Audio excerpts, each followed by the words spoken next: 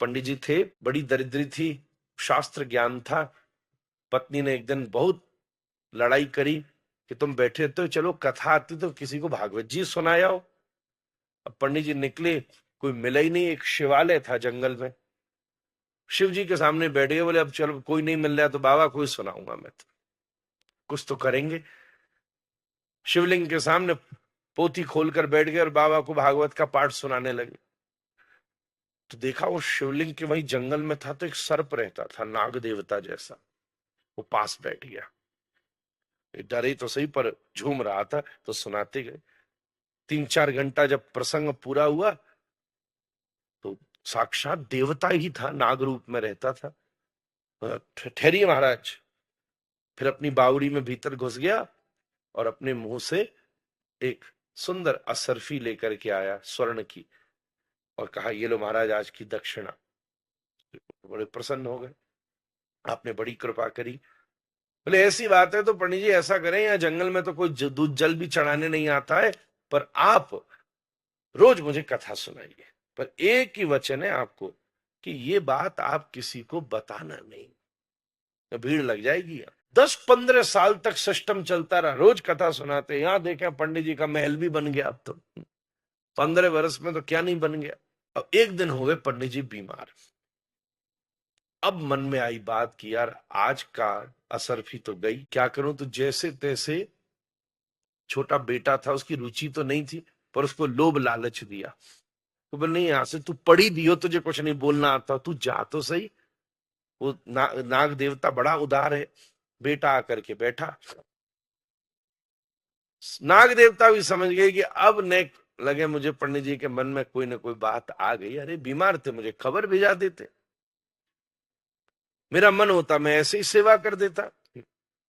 इतने दिन से सुन रहा हूं, चलो अच्छी बात है, परंपरा भी ऐसे ही चलेगी और कथा ही तो सुनाने आया है। उसको भी नाग देवता ने कहा कि भाई तू किसी को बताना नहीं। फिर कथा सुनाई। फिर 2-4-6 महीना हो गए। अब ये युवा लड़का था, रुचि तो थी नहीं, उसी असरफी के लोभ में रोज पहुंच जाता था। घर की व्यवस्था चलती गई। कुछ दिन मित्रों ने पूछा ये तू दोपहर में रोज 4 घंटे कहां गायब हो जाता है। बहुत पूछा तो एक बड़ा ही क्लोज फ्रेंड था, उसने से बोली दिया यार ऐसे ऐसे जंगल में शिवालय है, नाग देवता है, कथा सुनाता हूं और वो एक दक्षिणा देते हैं। मित्र तो मित्र ही था, इतना क्लोज था कि उसको बता ही दिया उसने। तो उसने भी कहा तू रोज का झंझट क्यों करता है, इसका मतलब उसकी बावड़ी में बहुत खजाना है। एक बार आज जा सीताराम कर, बात खत्म। मार मूर के सवरा लिया, रोज का क्या मेहनत करनी महाराज। ये सलाह आपको इस समय देने वाले 25-50 लाख आदमी मिल सकते। मित्र ने इतनी बढ़िया बात की, उसने भी कहा ठीक है। चुपचाप खंजर छुपा के ले गया, बाहर बैठा, पोथी खोली, नाग देवता बाहर आए, आंख बंद करके श्लोक से झूमना शुरू किया। जैसे देखा नाग असावधान है, निकाल के खंजर एकदम मारने की कोशिश करी, सर्प ताड़ गया, एकदम पीछे दौड़ा तो उसकी पूंछ पर थोड़ा प्रहार लग गया। अब था तो जाति से सर्प ही, लौट के एक बार फन से काटा तो बालक की वही मृत्यु हो गई। पता चला पंडित जी खोजते खोजते आए तो बेटा मरा पड़ा है। ले गए सर्प, सब कहानी पता चली, सर्प से क्षमा मांगी, 13 दिन तक अंत्येष्टि आदि सब संपन्न किए। अब क्या करें,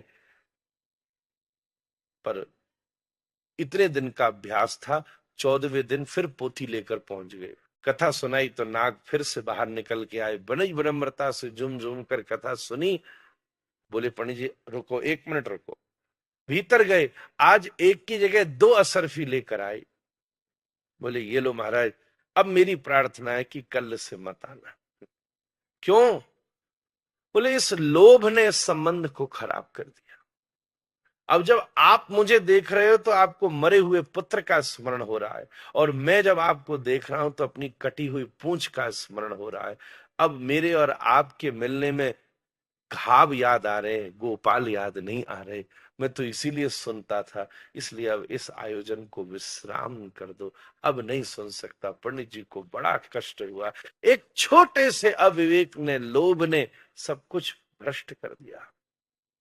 और सदा हमारे जीवन में ऐसा ही होता है। एक छोटा सा काम का आवेग पूरे कुल खानदान की प्रतिष्ठा बर्बाद कर सकता है। एक छोटा सा लोभ पूरे के पूरे संसाधन को भ्रष्ट कर सकता है। और आश्चर्य की बात यह है, ये सब गुण हैं तो बहुत खतरनाक अमित जी, पर ये घुसते हैं चूहा की तरह चुपचाप, पता ही नहीं चलता कहां से किस में घुस गए। भव पापस्य कारण शास्त्र का बड़ा प्रसिद्ध सूत्र है। और मैं आपसे निवेदन करूं, ये सूत्र प्रत्येक ऑफिस में लिखने योग्य है। ऑफिस में लिखने योग्य सुभाषित उपनिषदों का सूत्र है, कर्मचारियों के लिए उपयोगी है, हमारे लिए उपयोगी है। ये सबसे बेस्ट प्रोफेशनल कोट है। लोभ पापस्य कारण। अपन मेहनत करें, खूब प्रॉफिट लें, आमदनी करें, पर वो सब सिस्टम बिगड़ जाता है जब कहीं ना कहीं अभिमान और लोभ बीच में आकर खड़ा, सबको सब गिराने में लग जाते। लोभ पापस्य कारण।